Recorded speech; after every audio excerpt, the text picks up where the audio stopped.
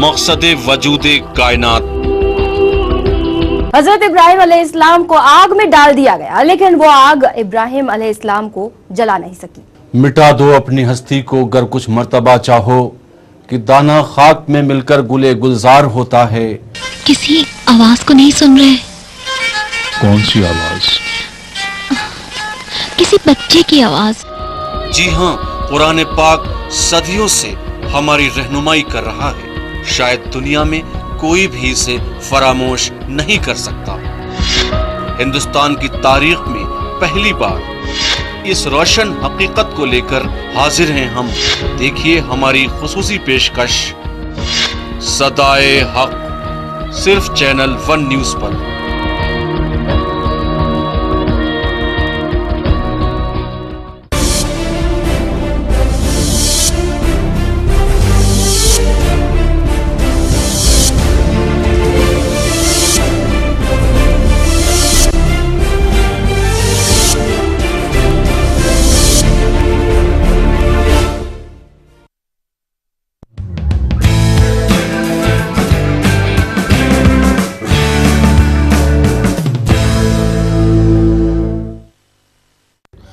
नमस्कार, आप देख रहे हैं न्यूज लाइन और मैं हूं यूसुफ अंसारी। गुजरात की सत्ता पर धमाकेदार अंदाज में कब्जा बरकरार रखने वाले नरेंद्र मोदी को सुप्रीम कोर्ट ने झटका दिया है। क्या है पूरा मामला, क्यों मोदी को सुप्रीम कोर्ट का झटका मिला है, साथ ही बताएंगे दिल्ली गैंगरेप पीड़ित को लेकर अब क्यों बहस हो रही है। न्यूज लाइन में अगले 1 घंटे इन्हीं मुद्दों पर चर्चा करेंगे। देखते रहिए न्यूज लाइन।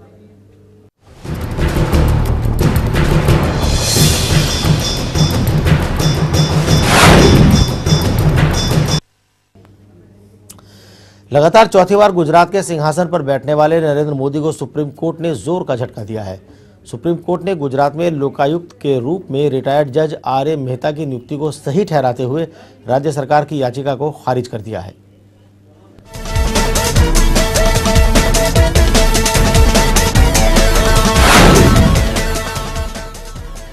सुप्रीम कोर्ट ने फैसला देते हुए गुजरात सरकार को बड़ा झटका दिया है। सुप्रीम कोर्ट ने गुजरात की राज्यपाल कमला बेनीवाल की तरफ से लोकायुक्त के तौर पर पूर्व जज आर.ए. मेहता की नियुक्ति को बरकरार रखा है। साथ ही गुजरात सरकार की याचिका भी खारिज कर दी गई।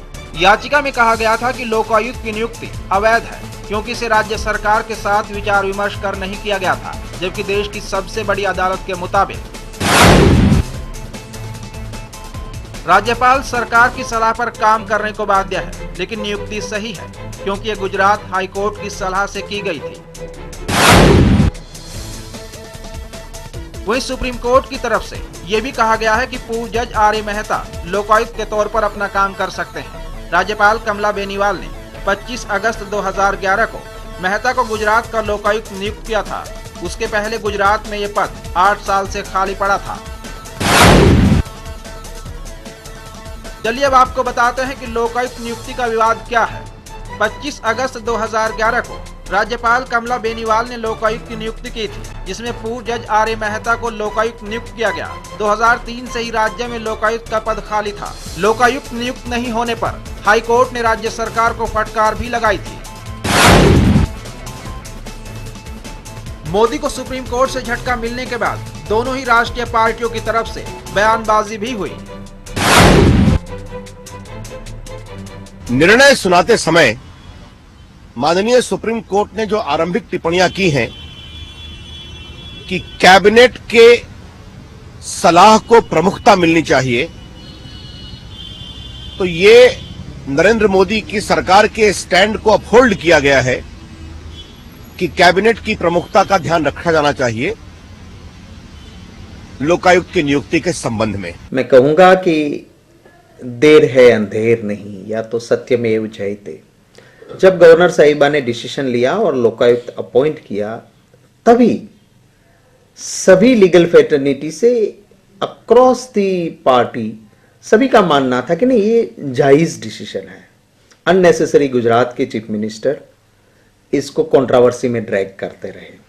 भाजपा पार्लियामेंट चलने नहीं देती थी कि हमें लोकपाल चाहिए, और हमारे पास कानून गुजरात में है। आज तक सभी सरकारें लोकायुक्त लगाती रही थी, गवर्नर ही लगाते थे, पर इस गुजरात के मुख्यमंत्री ने कानून होते हुए 8 साल तक गुजरात में लोकायुक्त नहीं रखने दिया। गुजरात सरकार ने 18 जनवरी 2012 को हाई कोर्ट के राज्यपाल के फैसले को बरकरार रखने के आदेश के खिलाफ सुप्रीम कोर्ट का रुख किया था, लेकिन नए साल की शुरुआत में ही सुप्रीम कोर्ट ने मोदी को सरप्राइज गिफ्ट देते हुए लोकायुक्त की नियुक्ति को जायज ठहराया। साथ ही गुजरात सरकार की याचिका भी खारिज कर दी। रजनीश त्रिपाठी और आसिफ इकबाल के साथ कमलाकांत, चैनल 1 न्यूज। तो देखा, जहां कांग्रेस इसे कह रही है कि देर है अंधेर नहीं, और वहीं बीजेपी ने सुप्रीम कोर्ट के फैसले में भी अपने लिए नुक्ता ढूंढ लिया है कि सुप्रीम कोर्ट के जजों ने जो फैसला सुनाते वक्त कहा है कि कैबिनेट की मंजूरी को भी ध्यान में रखा जाना चाहिए। बहरहाल अपने अपने तर्क हैं, इस मुद्दे पर हम चर्चा करेंगे। हमारे साथ मौजूद हैं स्टूडियो में हमारे कांग्रेस के नेता शकीरुज़्ज़मान अंसारी साहब मौजूद हैं, और फजल इमाम मलिक साहब वरिष्ठ पत्रकार हमारे साथ मौजूद हैं, और बीजेपी नेता हमारे साथ श्याम जाजू जो कि राष्ट्रीय मंत्री हैं बीजेपी के।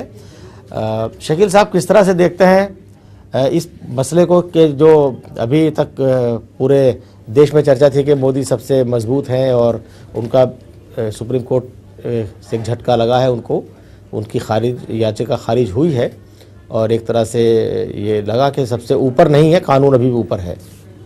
नहीं, ऐसा है कि नरेंद्र मोदी जी चौथी बार तीसरी बार वो चुनाव जीते हैं। उसके बाद एक अलग मसला खड़ा हुआ है जी, वो अलग पॉलिटिकल मामला है, जनता ने उनको विश्वास में लिया है। लेकिन जहाँ तक सुप्रीम कोर्ट का ताल्लुक है और कानून के वर्चस्व का ताल्लुक है, उसमें तो बराबर गुजरात सरकार को, उनके मुखिया नरेंद्र मोदी को मुंह की खानी पड़ी है। जिस तरह से राइट के बाद के जो केसेस से सबको रफा दफा करने की कोशिश की गई थी, ट्रायल बंद कर दिया गया था, उन सब केसों को सुप्रीम कोर्ट ने काफ़ी केसों को उठाया और उसके दूसरे स्टेट में उसकी ट्रायल शुरू कराई। इसी तरह से ये बीजेपी का डबल स्टैंडर्ड चेहरा हमेशा से दिखाई पड़ता है कि वो न्याय की बात करते हैं, करप्शन की बात करते हैं, लेकिन अपने प्रैक्टिकल एस्पेक्ट में उनके यहाँ नहीं है। वो लोकपाल बिल लाने के लिए पार्लियामेंट में हंगामा करने की बात ज़रूर करते हैं, पार्लियामेंट नहीं चलने देते हैं, लेकिन राज्यों में जब बहाली होती है तो उसको बहाल नहीं भी करने देते हैं। इसी का एक उदाहरण है कि गुजरात में 8 सालों से मोदी जी ने लोक आयुक्त को नहीं काम करने की इजाज़त एक ख़ास मंशा के तहत की, ताकि उनके द्वारा किए गए कार्रवाई, उनके द्वारा की गई गलत सरकार की कार्रवाई का कहीं पर्दाफाश ना हो। और आज सुप्रीम कोर्ट ने गवर्नर्स के फैसले को बहुत ही सही करार दिया है। हम समझते हैं कि सुप्रीम कोर्ट सर्वोच्च अदालत है हमारे देश की, और उसके फैसले का सम्मान, उसके फैसले को दूसरे लोग को भी मानना चाहिए, जिन लोगों को सुप्रीम कोर्ट और कोर्टों के सहारे न्याय से परहेज है जिन्हें। जी शकील साहब, अभी हमारे साथ फोन लाइन पर आप ही की पार्टी के सांसद हैं जगदीश ठाकुर जी। ठाकुर जी, किस तरह से सुप्रीम कोर्ट के इस फैसले को आप देखते हैं? मैं सुप्रीम कोर्ट के फैसले का स्वागत करता हूं, क्योंकि लोकतंत्र में, लोकशाही में जब राजनीतिज्ञ लोग कायदे और कानून को नहीं मानते तो लास्ट में हमारी आशा मंशा न्यायपालिका की ओर होती है जी। और वो लोकतंत्र की रक्षा करने वाली न्यायपालिका ने जो जजमेंट दिया है, जो आदेश दिया है, उसका मैं स्वागत करता हूं। जब उनकी सरकार नहीं थी, भाजपा की और कांग्रेस की सरकार थी, तब ये लोकायुक्त जो एक्ट बना हमारे गुजरात में जी, वो ऑपोजिशन लीडर, हाईकोर्ट के जज और गवर्नर, जी, ये तीनों होके जो नाम देंगे वो हमारे लोकायुक्त होंगे। ऐसा एक्ट बनाने वाले उसी टाइम भाजपा के लोग थे जो विपक्ष में बैठे थे जी। आज बात कर रहे हैं कि सरकार कहे वैसा गवर्नर को करना चाहिए, लेकिन वो जब विपक्ष में बैठे थे तब उनको पता नहीं था, उनको ऐसा ही था तो कि हम विपक्ष में ही रहेंगे जी। और उन्होंने ही जो सुझाव दिया था कांग्रेस की सरकार के समय पे जी। उसी टाइम ये एक्ट बना था और वही एक्ट का अमल आज सुप्रीम कोर्ट ने सही तरह से डिसीजन लेके किया है। गुजरात में जो भी घपले हुए, गुजरात में जो भी करप्शन और भ्रष्टाचार के मामले हुए हैं, उनकी निष्पक्ष तपास करने वाली कोई एजेंसी नहीं थी और आज ये जो जजमेंट आया, उस जजमेंट से ठीक तरह से ये हमारी सब जांच होगी और ये भारतीय जनता पार्टी की सरकार के जो भी घपले हैं वो उजागर होंगे और यकीनन पूरी ठीक तरह से जांच होने के बाद ये फैसला भी सही होगा और लोकतंत्र के लिए भी ये फैसला सही करेंगे। जी ठाकुर जी, आप लाइन पे बने रहिए। हमारे साथ बीजेपी के राष्ट्रीय मंत्री श्याम जाजू जी मौजूद हैं, उनसे भी एक प्रतिक्रिया लेते हैं। जाजू जी, जो अभी आपने सुना ठाकुर जी बोल रहे थे कि साहब जब बीजेपी सत्ता में थी तो उसी विपक्ष में थी, उसी वक्त ये सजेशन आया था कि ये कानून होना चाहिए और इसके अंदर जो लोकायुक्त की नियुक्ति है उसके अंदर विपक्ष के नेता की भूमिका होनी चाहिए। और अब वक्त देख के क्या पाला बदलने वाली बात नहीं थी ये नरेंद्र मोदी की? भारतीय जनता पार्टी का पहले से ये मत रहा है जी कि इस प्रकार के लोकायुक्त की नियुक्ति जब कभी होगी तो उस गवर्नमेंट के कैबिनेट मिनिस्टर्स के कंसल्टेशन से ये हो। जी, जिस सरकार के साथ उनको काम करना है, जिस राज्य में काम करना है, जी, उस कैबिनेट मिनिस्टर्स की टोली के प्रमुख जो मुख्यमंत्री है, इनसे कंसल्टेशन से ये बात हो। ये ऊपर से थोपने से ये बात नहीं बनेगी और ये संकेत का पालन होना चाहिए। आज तक न्याय व्यवस्था का आदर करने वाली भारतीय जनता पार्टी इस विषय में बिल्कुल हमारा दो राय नहीं है। आज ही निर्णय आते ही हमने डिक्लेयर किया, हम लोकायुक्त का स्वागत करते हैं, उनकी अपॉइंटमेंट करेंगे। इस विषय में पूरे जहां भी, केवल गुजरात ही नहीं, जहां जहां जिन राज्यों में हमारी सरकार है वहां लोकायुक्त के अपॉइंटमेंट करने में हमने कभी हिचकिचाहट नहीं की। जी, तो गुजरात में लोकायुक्त और लोकपाल के विषय में सबसे पहले अपनी भूमिका रखने वाली भारतीय जनता पार्टी है। इसलिए गुजरात में जो प्रिंसिपल के आधार पे संवैधानिक संस्थाओं ने अपने संकेतों का भंग नहीं करना चाहिए और आज के सुप्रीम कोर्ट के जजमेंट ने भी इसको सराहा है। उन्होंने कहा है कि कंसल्टेशन होना चाहिए, क्या उस मिनिस्टरों का जो कंटेंशन है उसको ध्यान में लेकर राज्यपाल ने अपॉइंटमेंट करनी चाहिए, यह उन्होंने मेंशन किया है। यह हमारी जीत है। हमने जो कहा था और जिसके लिए हम झगड़ रहे थे उसको अप्रिशिएट किया है सुप्रीम कोर्ट ने। तो जगदीश जी, श्याम जाजू जी का कहना है कि सुप्रीम कोर्ट का जो फैसला आया है वो बीजेपी की जीत है। नहीं, वो जीत है, इसीलिए जीत नहीं है कि ये तो नहीं मानने वाली बात थी। जब ये गवर्नर साहब ने डिसीजन लिया तब गवर्नर हाउस के लिए जो शब्द प्रयोग किया बीजेपी के लोगों ने और गुजरात के मुख्यमंत्री और उनके प्रवक्ताओं ने, वो इतना घटिया था कि लोकशाही के लिए बहुत ही कलंक था। और दूसरा, हमारे साहब बता रहे हैं कि जिस तरह से ये सरकार के उसमें होना चाहिए, तो मुख्यमंत्री या सरकार के कैबिनेट मिनिस्टर करप्शन करते हैं, उसकी तो जांच इनको करनी है। तो सभी उनको पूछ के ही अगर ये अपॉइंटमेंट होती है तो कहां से तपास होगी। और जब कांग्रेस की गवर्नमेंट थी और ओपोजिशन में सुरेश भाई मेहता बीजेपी के थे, वजूभाई वाला थे, मकरंद देसाई थे, उन्होंने ऑन रिकॉर्ड विधानसभा असेंबली में यह कहा है कि ये नियुक्ति ओपोजिशन लीडर, हाईकोर्ट के जज और गवर्नर तीनों बैठ के जो नाम तय करेगी वो सरकार को देगी और सरकार उसे अनाउंस करेगी। ये विपक्ष में थे तब उनका सुझाव कांग्रेस ने माना था जी। और आज बोल रहे हैं, और वही माननीय गवर्नर श्री ने, गुजरात के गवर्नर श्री ने वही अपॉइंटमेंट एक्ट के तहत की थी। फिर भी हाईकोर्ट गए, हाईकोर्ट हारे, फिर सुप्रीम कोर्ट गए और सर्वोच्च न्यायालय ने जब चुकादा दिया है तो हर हाल में उनको मानना है। जी, जगदीश जी, आप हमारे साथ बने रहिए लाइन पर। अभी हम बात करते हैं फजल इमाम मलिक साहब से, वरिष्ठ पत्रकार हैं। फजल साहब, किस तरह से देखते हैं? बीजेपी तो चाहती है कि साहब वो पहले फैसला था तो वो भी हमारे हक में था, ये फैसला हमारे हक में है, दोनों हाथों में लड्डू हैं। यूसुफ भाई, दरअसल राजनीति आज जो हो गई ना, वो अपने अपने तरीके से अपने लिए रास्ते तलाश लेती है। हर जगह सुविधा का रास्ता जो उनके पक्ष में होता है वो तलाश लेते हैं। भाजपा अपने पक्ष में जो बात आती है वो उसको अख्तियार करती है। कांग्रेस वाले जो हैं वो अपने, जगदीश जी और जादू जी दोनों अपनी अपनी बातें कह रहे हैं और वो अपनी अपनी राजनीति पार्टी लाइन पे बात कर रहे हैं। वैसे ये कहा जा सकता है कि भाजपा के लिए नए साल की शुरुआत बहुत अच्छी नहीं रही, खासकर नरेंद्र मोदी के लिए, जिनके लिए बहुत सारे सपने देखे जा रहे हैं, जिनको लेके बहुत सारी बातें कही जा रही हैं। श्याम जादू जी ने बहुत सारी बातें कही लेकिन उन्होंने इस बात का जवाब नहीं दिया कि 8 साल से वहाँ लोकायुक्त क्यों नहीं थे, लोकायुक्त की नियुक्ति नरेंद्र मोदी ने क्यों नहीं की, मंत्रिमंडल ने क्या फैसले लिए, किस तरह के फैसले लिए। जाहिर है कि सुप्रीम कोर्ट ने भी इस पूरे मामले पर विचार विमर्श करके ही ये फैसला किया होगा। वैसे देखा जाए तो नरेंद्र मोदी के लिए इस तरह की अदालतों के इस तरह के फैसले कोई नई बात नहीं है। 2002 के दंगों के बाद कम से कम 10 ऐसे केसेस हुए जिनमें उनके खिलाफ मामले गए, ठीक है कि वो चुनाव जीतते रहे, किसी का शेर है कि जमहूरियत वो तर्ज हुकूमत है जिसमें लोगों को गिना जाता है, तौला नहीं जाता, तो लोग गिने गए, वहाँ उनके पक्ष में आया।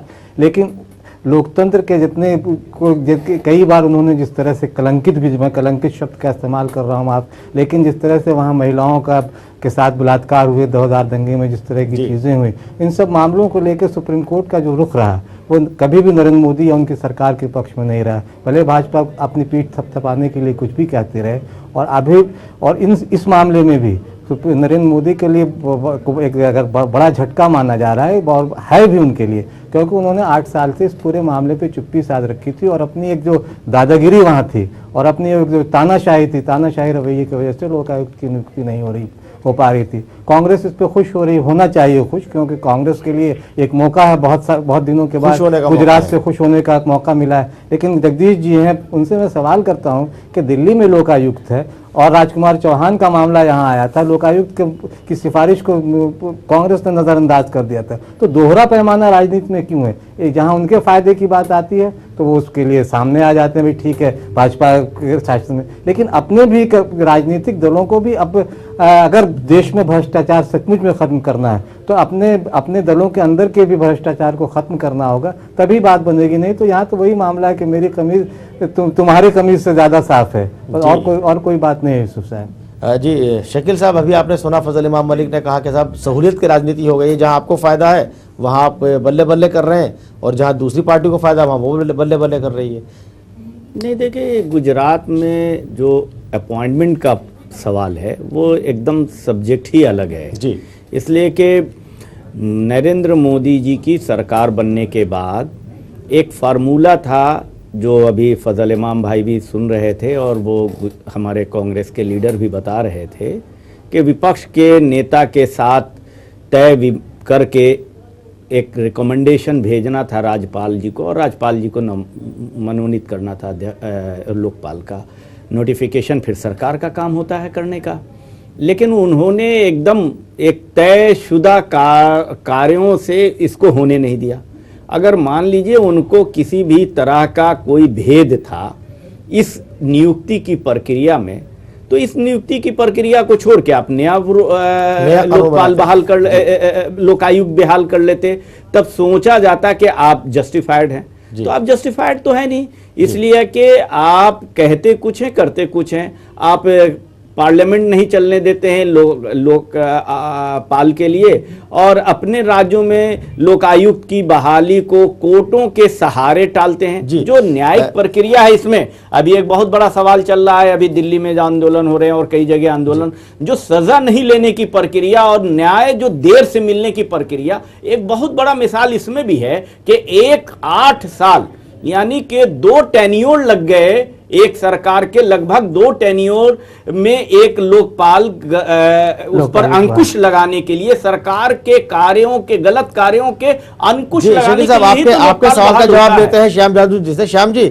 ये सवाल उठा फजल इमाम मलिक साहब ने भी उठाया, जगदीश ठाकुर जी ने भी उठाया और शकील साहब ने भी उठाया, कि आखिर क्या वजह थी 8 साल तक लोकपाल की नियुक्ति के बारे में नरेंद्र मोदी जी ने क्यों नहीं सोचा? अगर उन्हें प्रक्रिया पर एतराज था, जैसे कि आपने कहा कि सत्ताधारी दल से भी उसका मशवरा होना चाहिए, तो प्रक्रिया तो विधानसभा में बनती है, एक्ट विधानसभा में बनता है, तो उसे बदल क्यों नहीं दिया उन्होंने? सत्ता में क्या मजबूरी थी?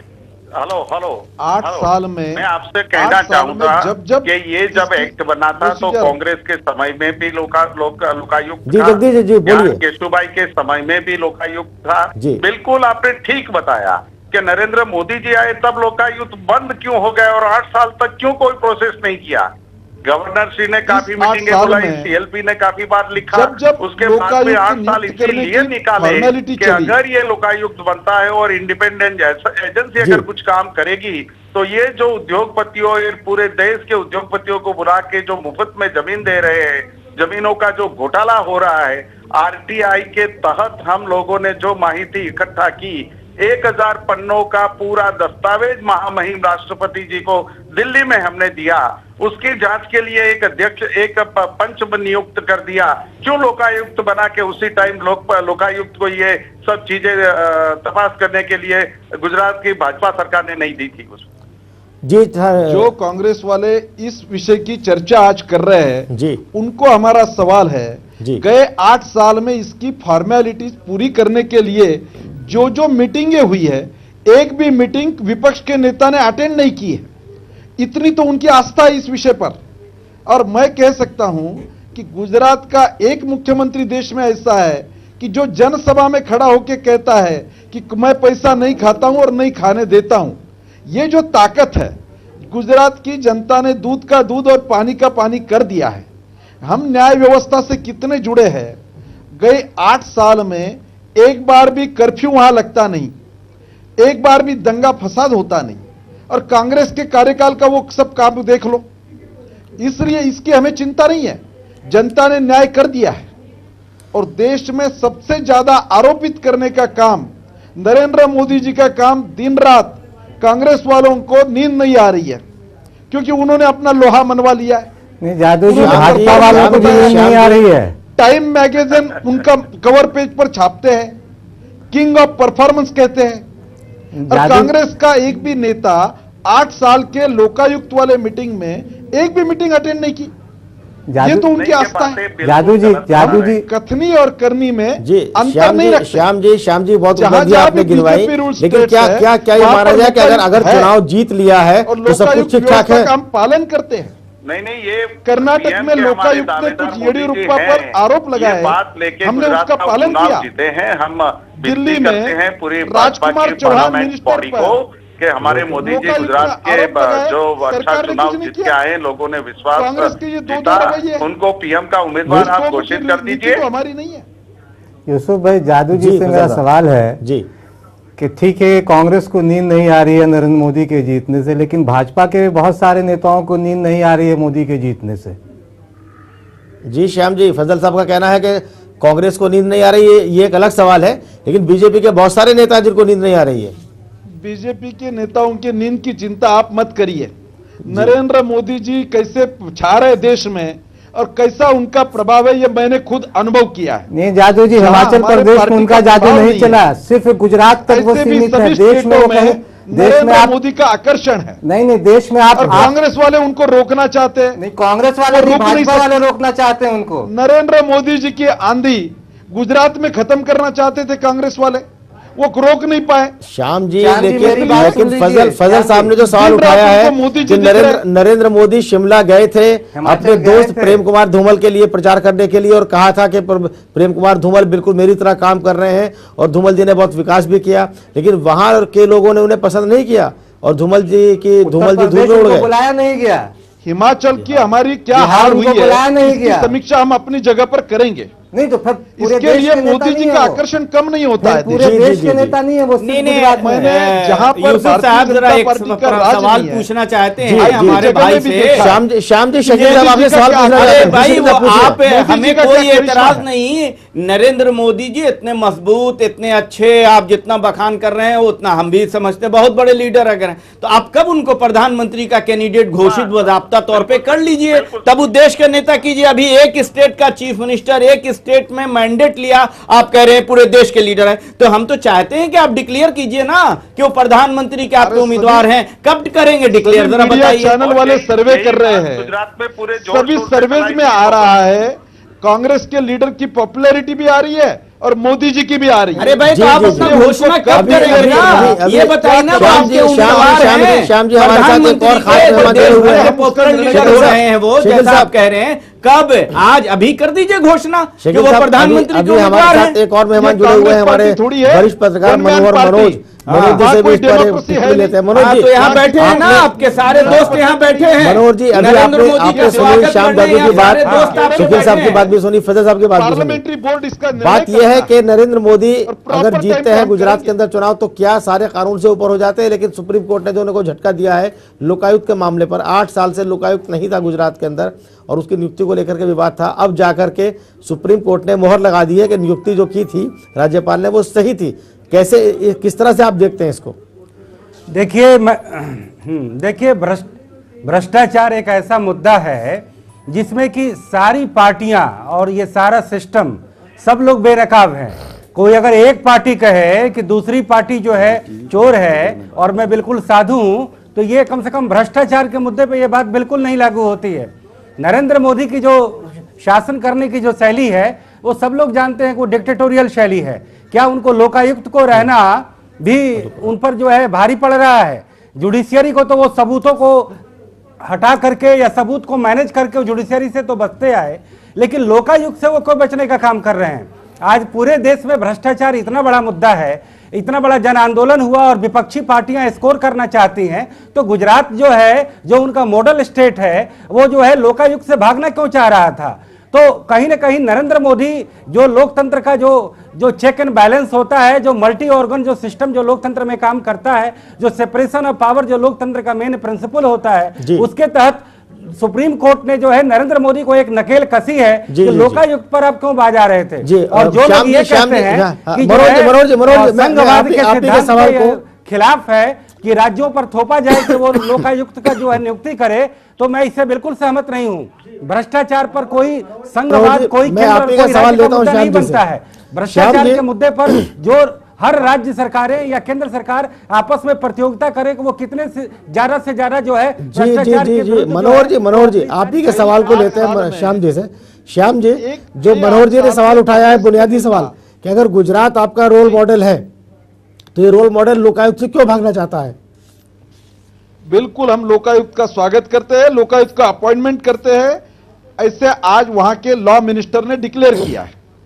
इसके पहले भी हमने जिस प्रकार के उल्लेख किया था और जो ऑब्जेक्शन लिया था, वो सब ऑब्जेक्शन सुप्रीम कोर्ट के जजमेंट ने माने हैं।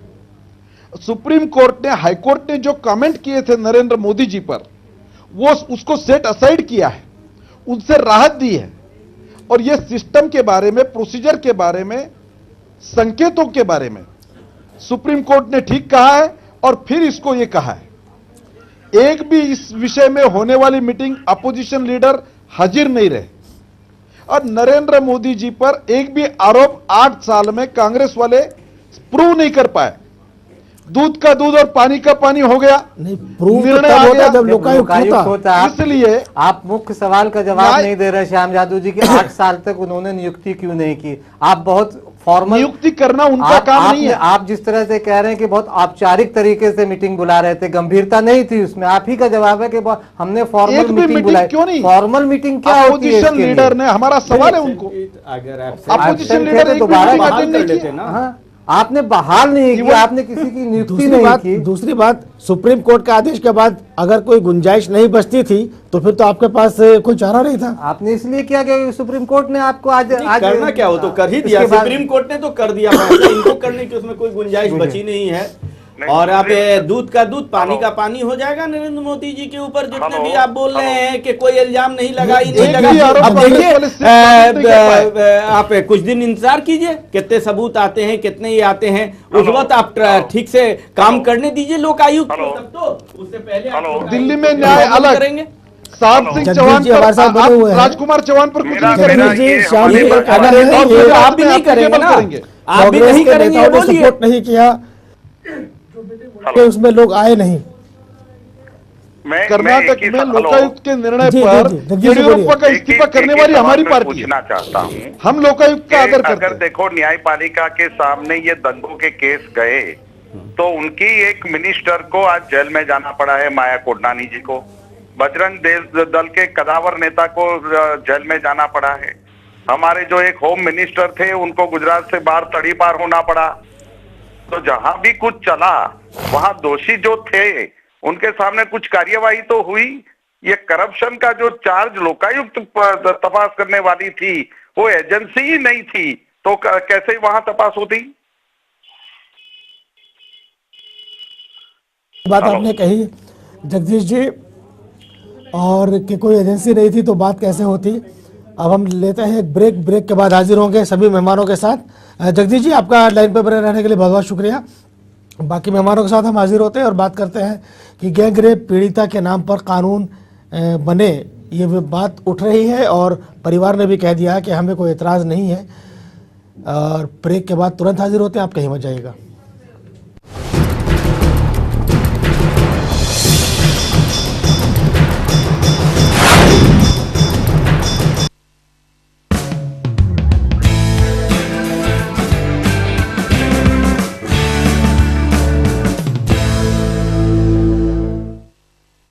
PACL इंडिया लिमिटेड पेश करते हैं Pearls Residency Mohali, Pearls City Mohali, Pearls Royal Garden Sehore, Pearls Gateway Madurai, Pearls Township Bathinda, Pearls Riviera Cochin, Pearls Gateway Tower Noida और Pearls Corporate and W mall New Delhi.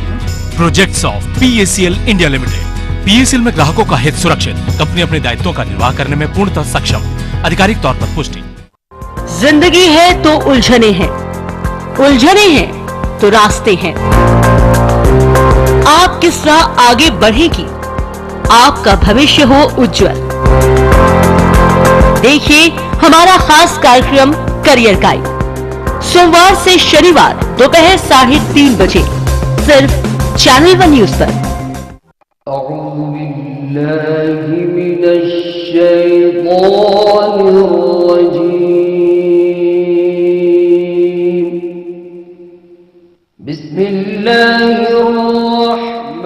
देखिए रोजाना सुबह 6 बजे अलिफ टाइम सिर्फ चैनल 1 न्यूज पर। तालीम, रोजगार, तरबियत, तहजीब, सियासत और सकाफत, हम दिखाते हैं सारे मनाजिर। हमारी खास पेशकश मंजरनामा पीर ता सनीचर दोपहर 12 बजे सिर्फ चैनल 1 न्यूज पर। नारी पर हो अब कोई घात, नहीं करेंगे हम बर्दाश्त। बहुत हुई सिसकी और हिचकी, अब टूटी है उसकी चुप्पी, बुलंद हुई उसकी आवाज। खामोश खड़ा क्यों देश समाज, बेखौफ कहो तुम हक की बात। चैनल 1 है तुम्हारे साथ। चैनल 1 न्यूज महिलाओं पर होने वाले किसी भी तरह के अत्याचार की निंदा करता है और हर समय ऐसे अपराध के खिलाफ आपकी बुलंद आवाज के साथ है। किसने रची साजिश, कौन बना शिकार, किसने किया जुर्म, कौन बना कातिल, किसने लूटी अस्मत, कौन बना हैवान। सभी गुत्थियां सुलझाएंगे हम। देखिए तहकीकात सोमवार से शनिवार रात 10:30 बजे सिर्फ चैनल 1 न्यूज पर।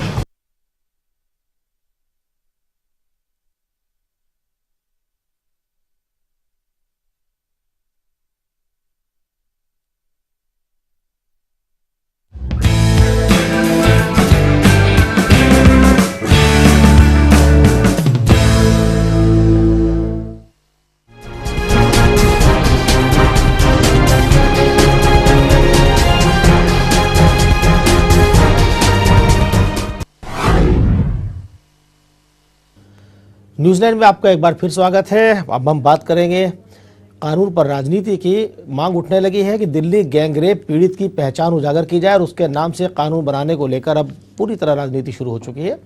केंद्रीय मंत्री शशि थरूर ने पीड़ित की पहचान जाहिर करने को लेकर ट्वीट किया। इस पर शशि थरूर की काफ़ी आलोचना हुई, लेकिन अब पीड़ित के परिवार वालों ने भी कह दिया है कि अगर बेटी के नाम पर बलात्कार विरोधी कानून बनता है तो उन्हें पहचान उजागर करने पर कोई आपत्ति नहीं है। मायावती और किरण बेदी ने शशि थरूर का समर्थन किया है।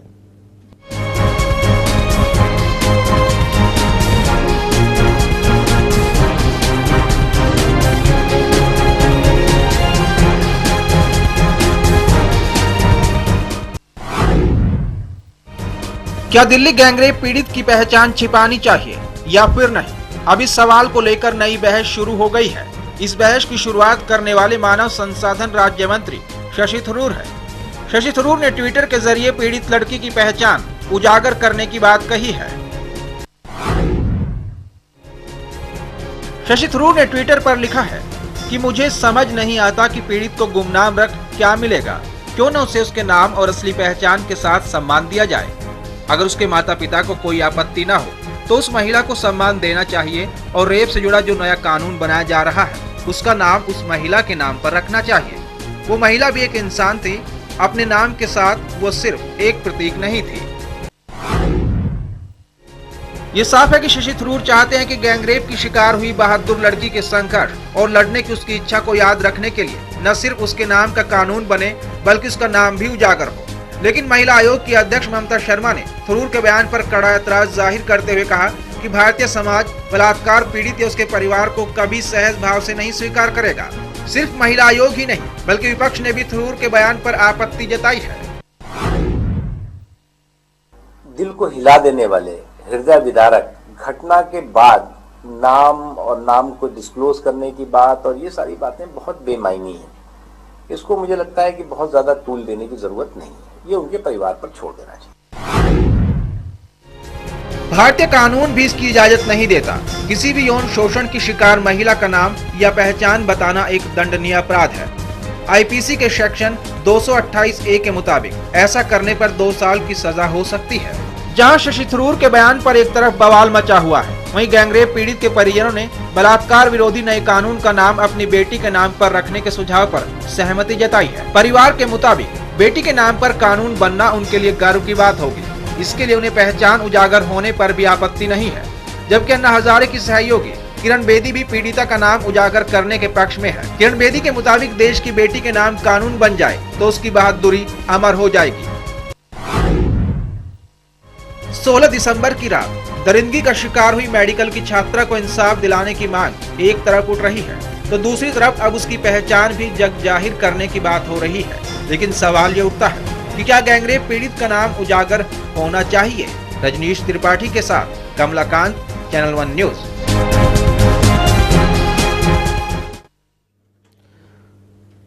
देखा कि गैंगरेप पीड़ित की पहचान सामने लाई जाए या नहीं लाई जाए, इस पर राजनीति शुरू हो चुकी है। देखते हैं कि कानून बनाना जिनके हाथ में है वो क्या इस बारे में सोचते हैं।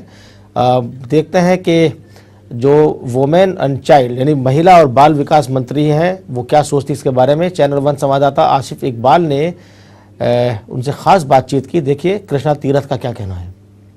निगाहों का जुबां पर आएगा उस दिन तुम्हें चेहरा बहुत याद आएगा, जिस दिन तुम्हें जगाने वाला दुनिया से चला जाएगा। उस लड़की को याद करने के लिए तमाम तरह के कवायद किए जा रहे हैं। अब ये कहा जा रहा है कि उसके नाम से नया कानून बनना चाहिए।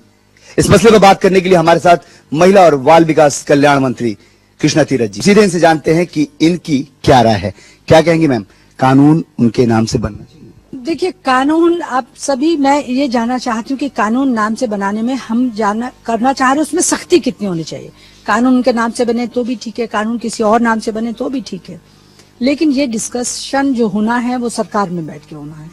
होम मिनिस्टर साहब ने कानून बनाना है, लॉ मिनिस्ट्री उसमें होगी, वो क्या तय करते हैं वो सरकार के ऊपर, सरकार की सबके मिलके विचार करने के ऊपर बात होगी। ये बात जरूर है, ट्वीट किया किसी ने, ये बात सामने आ गई कि हम लोग ऐसा करें, कानून किसी के नाम से बनाने से उसमें कोई ज्यादा सख्त होगा, ऐसा नहीं है। जब याद किया जाएगा उस बच्ची को तो वो तो सब लोगों के दिलों में आज भी है, और हमेशा से जब कोई इस तरह के हादसे रुकेंगे और इस तरह की चीजें रुकेंगी तो सब कहेंगे उस वजह से आगे का रास्ते रुके हैं, ऐसा काम नहीं हो रहा है, लोग बहुत ही सेंसिटिव हैं, सेंसिटाइजेशन होगा, अवेयरनेस होगा, सब ट्रेनिंग से उन लोगों को ये सब चीजें रास्ते मिल सकते हैं। आपको लगता है मैम कि ये सिर्फ एक सुझाव के रूप में अभी तक है? आप लोग या तमाम सरकार भी सुझाव ये जस्टिस जयस वर्मा को देगी कि इस पे विचार करना चाहिए? अभी जो अगर हम इनिशियल स्टेज की बात करें तो ये आपको लगता है कि बहुत इनिशियल स्टेज में ये मामला कानून बनाने का नाम का तो जब ये मैंने कहा ये किसी के इंडिविजुअल एक सुझाव था, एक ट्वीट किया, उसको विचार, ये बात आई है तो विचार कर सकते हैं और बैठ के विचार करने के बाद क्या होगा क्या नहीं। पर मेरा अपना मत ये है कि सख्त कानून हो जिससे भविष्य में किसी और बच्ची के साथ, किसी एक महिला के साथ इस तरह का व्यवहार ना हो, वो चाहे घर में है या बाहर है या वो किसी ट्रैफिक में है या कहीं अपने कामकाजी जगह पे है, किसी के साथ इस तरह का व्यवहार नहीं होना चाहिए। ये महिलाओं के सम्मान से जुड़ा हुआ मामला है, महिलाओं के लिए ये कानून बनाने की बात हो रही है। आपने कोई स्वर्गीय राजीव गांधी के नाम से कोई इम्प्लीमेंट करना चाहती हैं? आप भी कुछ सजेशन? नहीं, मेरा मानना ये था कि हमारी ऑलरेडी एक स्कीम है Rajiv Gandhi empowerment adolescent girls, और बहुत अच्छी तरह से उसका नाम हमने रखा है सबला। मीन्स अबला नहीं, नारी अब सबला है। हम नारी को सबला करते जा रहे हैं, हम नारी को पढ़ाते जा रहे हैं, नारी को काम में लगाने की बात करते हैं, नारी चाहे एवरेस्ट तक पहुंचती है या आकाश तक पहुंचती है, लेकिन यहाँ घरों में क्या उसकी स्थिति है, डोमेस्टिक वायलेंस है, दूसरी तरह के वायलेंस है, और ये वायलेंस जो देखा, इसको देख के सबकी रूह कांपी है। तो हमें लगता है कि ये एजुकेशन स्कूल से शुरू की जाए। स्कूल से पहले प्री स्कूल एजुकेशन हमारे पास जो मेरे आंगनवाड़ी सेंटर्स में, तो मैंने सबको चिट्ठी लिखी है कि उनको वहां से जब बच्चा 3 साल का आता है उसको तब से ट्रेन करना शुरू कर देना चाहिए।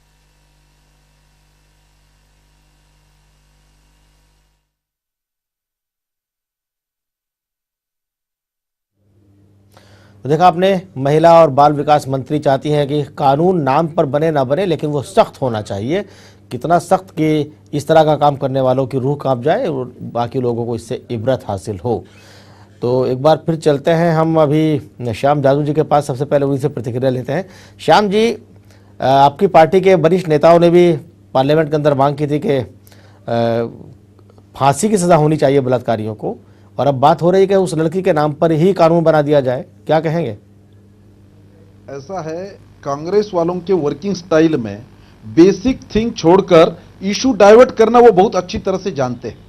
कानून अच्छा बनना चाहिए, इस प्रकार का घृणित कृत्य करने वालों को सजा मिलनी चाहिए, समाज में उस कानून के प्रति डर रहना चाहिए और इस कानून का अच्छा क्रियान्वयन होना चाहिए। ये सब बातें छोड़कर कांग्रेस वाले चल रहे कि उस कानून को नाम क्या दे। कानून बनाने के लिए पार्लियामेंट का सेशन बुलाना चाहिए, या सबसे पहले हमने डिमांड की, उसको नहीं मान रहे। विपक्ष की सूचनाओं का स्वागत नहीं कर रहे। जो आंदोलनकारी डेमोक्रेसी में अपनी बात कहने के लिए आ रहे, इसके लिए इंडिया गेट बंद कर रहे, 8-8 मेट्रो स्टेशन बंद कर रहे, लोगों को अपनी बात कह नहीं रहे। आतंकवादी, इस प्रकार के गुने करने वाले, इनको डर नहीं है। और ये जो इनोसेंट जनता आ रही है, अपना हक जताने के लिए आ रही है, अपना कहने के लिए आ रही है, उन पर लाठियां चला रहे, आंसू गोले चला रहे और इशू डाइवर्ट कर रहे। भाई, कानून बनना चाहिए, सख्त उसका क्रियान्वयन होना चाहिए। उसको नाम क्या दे, उस लड़की का दे या ना दे, ये किसके लिए किया है? इस प्रकार के जो महिलाएं रहती है उनकी इज्जत का सवाल रहता है, उनके रिश्तेदारों का सवाल रहता है, उस घर की प्रतिष्ठा रहती है। कोई भी घर वाला, कोई भी रिश्तेदार ये नहीं चाहेगा कि मेरे घर पे ये बीती है, ये लोगों को मालूम पड़े, अपने पड़ोसियों को मालूम पड़े। परिवार वालों के तरफ से खबर आई है कि उन्हें एतराज नहीं अगर उनकी बेटी के नाम पर कानून बनता है तो। ये सब्जेक्टिव नहीं सोचना चाहिए। हर केस में आप अलग सोचोगे। ये बेसिकली कानून बना काय के लिए है? इस इज्जत का सवाल है, इस लोगों की इज्जत प्रतिष्ठा बनी रहे, समाज में उनको दुय्यम दर्जे की व्यवहार ना हो, इसलिए यह बना है। और एक एक केस के लिए आप अलग कानून बनाएंगे। शशि थरूर ने ट्वीट पर लिखकर इसकी चर्चा चला दी। एक दिन बीच में कांग्रेस वालों ने पूरे देश में चर्चा चला दी कि कांस्टेबल की मृत्यु नेचुरल डेथ है या ये आंदोलनकारियों ने मारा है, या आंदोलनकारी क्या वो कांस्टेबल के शत्रु है? पर ये इशू डाइवर्ट करके मूल रास्ते से भटकाना और खुद भटकना, ये कांग्रेस वाले अच्छी तरह से जानते हैं। कानून बनना चाहिए, जल्दी बनना चाहिए। गंभीर आरोप लगा रहे हैं आपके ऊपर ये, और फास्ट ट्रैक कोर्ट की घोषणा कर रहे हैं, वो अपना काम कर रहे हैं। लेकिन सच्चाई ये है कि शशि थरूर जी ने जो ट्वीट किया है वो कोई पार्टी का स्टैंड नहीं है, पार्टी ने कहा है। लेकिन एक व्यक्ति को इंडिविजुअल राइट भी होता है, उस राइट, इंडिविजुअल राइट के तहत उन्होंने कहा है, इसलिए कि वो इंटरनेशनल पॉलिटिक्स में इन्वॉल्व रहे हैं। वो जानते हैं कि यूएन के सेक्रेटरी जनरल का चुनाव लड़े और बहुत ही कम मार्जिन से हारे थे। तो उन्होंने बताया कि दुनिया में कई ऐसे जगह हैं जहां ये इस तरह के मजबूत कानून किसी को डेडिकेट किया गया है। अब हिंदुस्तान के अंदर का एटमॉस्फेयर अलग है।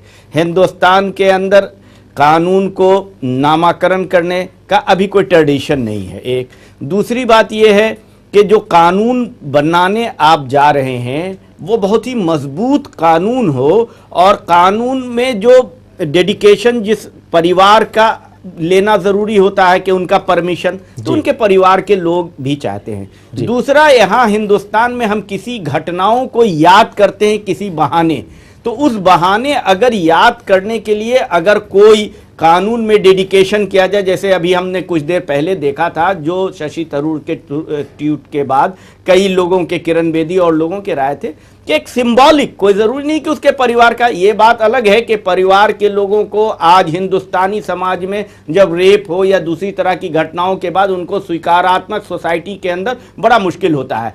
इसी के लिए तो एक सिंबल बनाना की आवश्यकता होती है कि सिंबॉलिक उस लड़की का, उस बहादुर लड़की का, वो शहीद लड़की का कोई उसमें योगदान थोड़ा ही था। उसके साथ जुल्म हुआ और जुल्म को जनता को, समाज को स्वीकार करना चाहिए कि उस लड़की के साथ जुल्म हुआ। ये नहीं कहना चाहिए कि उसके परिवार के साथ हम और दूरी बना लें। परिवार के साथ उसके हमारे सेंटिमेंट होना चाहिए। इस तरह की घटनाएं घटने वाली महिलाओं और बच्चियों के साथ हमारे सोसाइटी में क्यों नहीं परिवर्तन हो रहा है कि हम उसको और सम्मानित करने का, उसको इस दुनिया में जीने के लिए एक नई रूप देने की हम व्यवस्था करें। ये नहीं कि हम उसको है, तो ये अलग है। और हिंदुस्तान के कानून में भी है कि पीड़ितों के नाम को उजागर नहीं कर सकते, उसके कानूनी प्रावधान है। लेकिन एक डिबेट है, डिबेट इस तरह के हैं कि एक मजबूत कानून बनाने की जरूरत है और कानून मजबूत बनाने से ज्यादा हम इस बात के लिए हम समझते हैं ज्यादा जरूरी है कि कानून का इन्फोर्समेंट उससे ज्यादा जरूरी है। शकील साहब, बहुत सही बात आपने कही। इसी की वजह से मनोहर जी आपने बीजेपी का भी तर्क सुना, आपने कांग्रेस का भी तर्क सुना। बीजेपी ने कहा कि ये मैटर नहीं करता कि कानून उसके नाम से बने कि ना बने। कांग्रेस के शकील साहब का कहना है कि अगर बन भी जाए तो उसमें क्या हर्ज है। आप क्या कहेंगे? देखिए, भारतीय जनता पार्टी यदि कांग्रेस पर यदि यह आरोप लगाती कि देश की जितनी योजनाएं हैं, कानून है या संस्थान या प्रतिष्ठान है, उस पर जो है नेहरू परिवार के सारे वारिसों का कब्जा है, तब उस बात में दम नजर आता। लेकिन ये जो अभी जो पूरे देश का एक बड़ा मुद्दा बना है, उस लड़की को जिन 6 दरिंदों ने जो है न केवल बलात्कार किया बल्कि उसे नेस्तनाबूद कर दिया और वो एक देश की नेत्री बनी हुई है मरने के बाद, और उसके नाम पर जो है देश में सारे नारी उत्पीड़न के सवाल खड़े हो रहे हैं। इसमें शशि थरूर की जो वो राय जो है वो कहां से गलत है? वो बिल्कुल गलत है। वह व्यक्ति एक इंस्पिरेशनल सिंबल बनना चाहिए और उनके परिवार वालों ने तो उन्हें कहना ही कहना था। जिसकी बेटी ने इतना बड़ा शहादत दिया है इस देश की सामाजिक व्यवस्था के नाम पर, अगर उसके नाम पर इस देश में कोई स्ट्रॉन्ग एंटी असॉल्टिंग बलात्कार, मैं इसे असॉल्टिंग रेप कहना चाहूंगा, अगर कोई कानून बनता है तो उस लड़की के प्रति एक बहुत बड़ा ट्रिब्यूट होगा। इसमें किसी राजनीति का दल का कोई नफा नुकसान नहीं दिखना चाहिए। लेकिन मैं एक बात जरूर कहना चाहूंगा कि आज देश में नारी के खिलाफ क्राइम का जो सवाल है ये एक बहुत बड़ा सवाल है, और केवल बलात्कार का जो सवाल है एक अलग सवाल है। बलात्कार, उसमें भी असॉल्टिंग बलात्कार का अगर कानून, फांसी की सजा बिल्कुल बेहिचक मिलनी चाहिए, लेकिन केवल बलात्कार जो है उसका एक बड़ा दुरुपयोग भी होता है, क्योंकि यह सीधे सीधे जो है नर नारी के संबंधों की जो एक नैतिकता है उस नैतिकता से जुड़ा हुआ है। चाहे वो विवाह पूर्व का जो है वो लोगों का अनैतिक संबंध हो, विवाहेतर अनैतिक संबंध हो, और जो है कई तरीके की तमाम जो आजकल जो बॉयफ्रेंड और गर्लफ्रेंड का जो कल्चर चल पड़ा है, तो इस पर एक पूरा डिबेट होना चाहिए और इसके बाद पर ही इसको कोई कानून बनाया जा सकता है। नारी उत्पीड़न का जहां तक सवाल उठता है तो मनोहर जी अभी हम लौटेंगे आपके पास लौटेंगे। क्योंकि क्या है कि नारी पर उत्पीड़न करने वाली ज्यादातर नारियां ही देखी गई हैं, तो इसीलिए जब भी ये कानून बने तो सारी परिस्थितियों और सारी स्थितियों का बहुत वैज्ञानिक तरीके से, समाज वैज्ञानिक तरीके से मूल्यांकन करके और तब इसका कानून बनना चाहिए कि इसका कहीं भी दुरुपयोग ना हो और वास्तविक समाधान निकले और वास्तविक रूप से फैजल साहब, देखा आपने दिशा में काम की बात। और इस देश में पहले भी एक शारदा एक्ट नाम से कानून मशहूर है, तो अगर उस लड़की के नाम से बन जाएगा तो कौन सा पहाड़ टूट जाएगा? फजल साहब। नहीं, मुझे लगता है कि देखिए इस लड़की ने पूरे देश को एक सूत्र में बांधा है। धर्म, जाति, संप्रदाय, कौमों से अलग परे हटकर सारे लोग, जिस तरह के जिनका कोई रिश्ता उस लड़की से नहीं था, वो सारे लोग सड़कों पर आए हैं और एक न्याय और एक कानून नए बनाने की। मुझे लगता है कि शशि थरूर साहब ने जो बात कही है उसको थोड़ा अगर वो कांग्रेस के प्लेटफॉर्म पर भी उठाते तो ज़्यादा बेहतर था। उन्होंने अपनी राय रखी और एक राय पर विचार किया जाना चाहिए, क्योंकि संजय चोपड़ा, गीता चोपड़ा में हम लोगं ने देखा है कि उसके इसी तरह की चीज़ें हुई तो उसके नाम पर एक ब्रेवरी अवार्ड हुआ था। ये चूँकि ये है कि इस एक घटना ने यूसुफ भाई इस देश में जो परिवर्तन की जो बयार बहाई है, उसमें ये लगता है कि अब इस तरह के पहले क्या होता था इस घटना से पहले कि लोग इस तरह के अगर कोई परिवार किसी का रेप हो जाता था, किसी के साथ बलात्कार, लोग छुपाने की कोशिश करते थे। मुझे लगता है कि अब इसके बाद जो एक जागरूकता बढ़ी है तो ऐसे मामले अब लोग छुपाने की बजाय उसे लेकर सामने आएंगे और न्यायिक प्रक्रिया पे शायद यकीन भी लोगों का बढ़ेगा। अगर न्याय जल्दी मिले तो लोग इस लड़की को एक प्रतीक के तौर पर इस्तेमाल किया जाता है। या अगर कानून बनाने का प्रावधान हमारे यहाँ हो पाता है तो बहुत अच्छी बात है कि इसके नाम पे कानून बने, और अगर ऐसा किसी कारणों से शायद वो कानूनविद ज्यादा बेहतर जानते हैं तो कम से कम उसके नाम पर एक ब्रेवरी अवार्ड और इस तरह की लड़कियों की हौसला और खासकर महिलाओं के लिए जरूर दिया जाना चाहिए, ताकि वो बार बार वो एक प्रतीक के तौर पे एक महिला समाज उसे याद रखे, उसको सम्मानित करे। और वैसे भी हमारे देश में बहुत सारे जो कमीशन है, हालांकि कमीशन का नाम वो नहीं होता, लेकिन उस कमीशन के अध्यक्ष के नाम से वो कमीशन मशहूर हो जाते हैं। लिब्राहन कमीशन, वेंकट चलैया कमीशन जो संविधान समीक्षा आयोग के लिए बीजेपी सरकार ने बनाया था, सच्चर कमेटी जो मुसलमानों की स्थिति के लिए बनाया था, नाम कुछ और है, रंगनाथ मिश्रा कमीशन। तो अगर एक उस लड़की के नाम पर भी कानून बनता है तो कोई हर्ज नहीं, ये बात उभर के सामने आ रही है। लेकिन मकसद वही है सबका कहने का कि उसकी जो कानून की जो मूल भावना है उससे छेड़छाड़ नहीं होनी चाहिए, उसके अंदर सख्ती होनी चाहिए। देखिए बार बार जो चीज आइडेंटिटी छुपाने की वजह से ही इस देश में ऐसे बहुत सारे मामले दबे रह जाते हैं, चूंकि लोग नहीं जाना चाहते थे थाने या प्रक्रिया या कानूनी प्रक्रिया में। लेकिन शायद अब जो है अगर इसके नाम से कोई कानून बनता है या कानून के कोई प्रावधान रखा जाता है तो मुझे लगता है कि लोग जो थोड़ा ज़्यादा इस मामले में थोड़ी पहल करेंगे, और जो घरों के अंदर मामले रह जाते थे वो बाहर आके थाने और न्यायालय तक जाएंगे।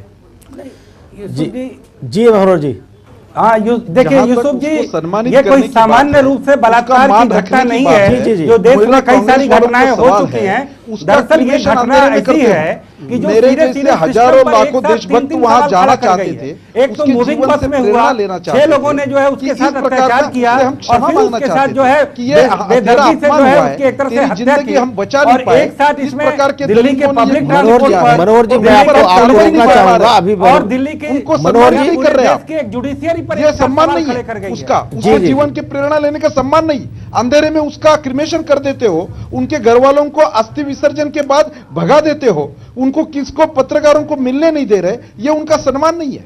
और एक कानून पर नाम देके सम्मान हो जाएगा। केंद्र में कांग्रेस की सरकार है, दिल्ली में कांग्रेस की सरकार है, देश में सबसे ज्यादा महिलाओं पर रेप के अत्याचार के इस प्रकार की घटना 576 घटना है 2011 में हुई है। ये देश की राजधानी है, देश की महिला असुरक्षित है, उसकी चिंता नहीं है, और नाम देने की चर्चा कर रहे हैं, नामों की चर्चा कर रहे हैं, और उस पर उसका मान और सम्मान बढ़ाने की बात कर रहे हैं।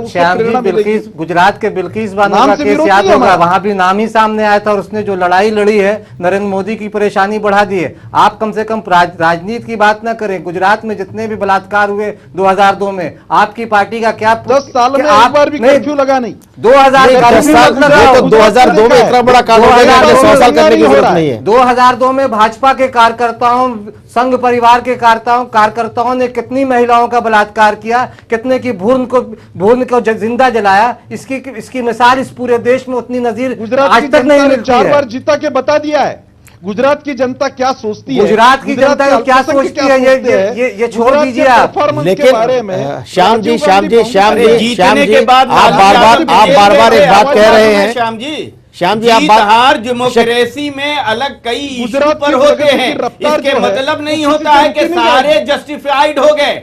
और इसीलिए जीतने के बाद कितने चीफ मिनिस्टर जेल गए, मिनिस्टर जेल जा रहे हैं, आपके मिनिस्टर जेल गए गुजरात के, और आप इस तरह जीत की बात कर रहे हैं। और गुजरात में जिस तरह से दंगा के बीच में जिस तरह से वो आपको मोरल राइट नहीं है, राजीव गांधी फाउंडेशन ने नवाजा, इस तरह विरोध करते रहते हैं। टाइम मैगजीन ने छापा है, ये राइट भी नहीं किसी ने दिया रखा है कि हर चीज पर देश में एक ही व्यक्ति है और अपना जो टाइम मैगजीन के कवर पर छपता है।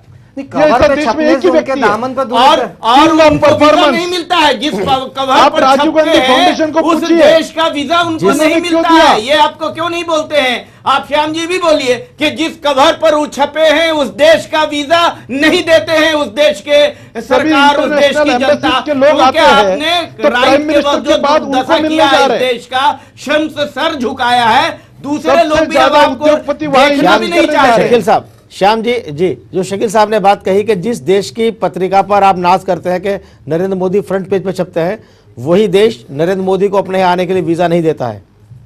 उसी देश के सभी फॉलोअर्स ने, नरेंद्र मोदी जी के फॉलोअर्स ने उनका 3D पे भाषण देखा है, भाषण सुना है, यहां से मोबाइल से उन्होंने भाषण किया और अमेरिका में लोगों ने सुना है। ये कोई भी बात कहीं से जोड़कर काम नहीं चलेगा। इंटरनेशनल जो एम्बेसीज आ रही है, जो इंटरनेशनल प्रतिष्ठित 3D लोग आते हैं 4D और प्राइम 5D मिनिस्टर को पर आप मिलने के सुनाइएगा। बाद गुजरात जा रहे हैं। पूरे वर्ल्ड में नरेंद्र मोदी का एक आकर्षण छाया हुआ है। इसका दुनिया में सबको ना, दिन रात यूएनओ में कांग्रेस भेज वालों दीजिए ने ना इसका उनको, ये लिया है। यूएनओ में भेज दीजिए, पूरी दुनिया में जो आकर्षण जो है फजल UNO में भेज दीजिए। फजल साहब ने जो सवाल उठाया था कि गुजरात में 2002 में जो बलात्कार के तमाम केस हुए, तमाम अखबारों में छपा, तमाम टीवी चैनल्स ने दिखाया, उस पर आपकी सरकार ने क्या हिसाब किया? हम समर्थन नहीं करते। हम न्याय हमारे अभी तो आप समर्थन कर रहे थे कि जनता ने जिता दिया है। वह दंगे फसाद चल रहे हैं। 9 राज्यों में शांति से काम चल रहा है। कांग्रेस ने जितने साल गुजरात में राज किया, एक भी साल ऐसा नहीं गया कि वहां दंगा नहीं हुआ। जगन्नाथ का रथ निकलता है, वहां दंगा होता है, वहां कर्फ्यू लगता है। कर्फ्यू मुक्त गुजरात पहले 10 साल इस बार देखा है नरेंद्र मोदी जी के नेतृत्व में। 9 राज्यों में हमारी सरकार है, एक ही जगह दंगा नहीं होता। शांति प्रिय गुजरात लोग देख रहे हैं, सभी उद्योगपति वहां जा रहे हैं, प्रगति की रफ्तार इतनी जोरदार है, अनएम्प्लॉयमेंट का रेट इतना कम है, सभी बातों में लोगों को शांति प्रिय गुजरात है। नहीं, ये तो दरअसल वहाँ कोई भूखमरी पंडित ज्यादा कहने की जरूरत है क्या? नहीं श्याम जी, वहाँ चूंकि एक शहरी इलाका है, इसलिए बहुत सारी बातें आपकी सही हो सकती है विकास, लेकिन ग्रामीण इलाकों में अगर जाइए तो कुपोषण ज्यादा है, गरीब आदिवासियों का काम नहीं है, बहुत सारे मामले ऐसे जहाँ बिजली नहीं जाती, पानी नहीं है गुजरात आपके है। यहाँ, ग्रामीण क्षेत्र की अनएम्प्लॉयमेंट का रेट दुर्दशा 1% है। दिखाई गई है। पूरा गुजरात का नया चेहरा आप दिखाने की कोशिश कर रहे हैं, प्रचार कर रहे हैं, वो प्रचार भर है। देश की जनता उसे सब जानती है, उसमें कोई आप ऐसा बताने की श्याम जी ने सर्वे की बात की थी, शकील भाई, श्याम जी ने सर्वे की बात भी कही थी शुरू में कि सर्वे उनके बारे में हो रहा है। सर्वे में तो उन्होंने 140 सीट दे रहे हैं, सर्वे सारे उनकी सीट घट गई 2 सीट। श्याम जी, अभी आपने नेशनल लेवल पर 7% है ग्रोथ रेट, गुजरात का ग्रोथ रेट 11% है। जी कांग्रेस का एक भी राज्य इसको कॉम्पीट नहीं कर रहा है। आपने कई बार आपने जिक्र किया कि गुजरात की जनता ने जिता दिया, गुजरात की जनता ने जिता दिया। मैं आपको याद दिला दूं, देश की जनता ने 2004 में हराया, देश की जनता ने 2009 में हराया। जरूरी नहीं कि जो गुजरात की जनता की बात कह के आप सही साबित करते हैं, देश उसे स्वीकार करे। इसी के साथ हम विदा लेते हैं। न्यूज लाइन में इतना ही, और सभी मेहमानों का हमारे साथ बने रहने के लिए बहुत बहुत शुक्रिया। श्याम जी, आपका बहुत बहुत शुक्रिया। फजल इमाम साहब, शकील साहब, मनोहर मनोज जी, आपका भी बहुत बहुत शुक्रिया। न्यूज लाइन में इतना ही, कल फिर हाजिर होंगे किसी और मुद्दे के साथ और कुछ खास मेहमानों के साथ। तब तक के लिए इजाजत दीजिए, नमस्कार।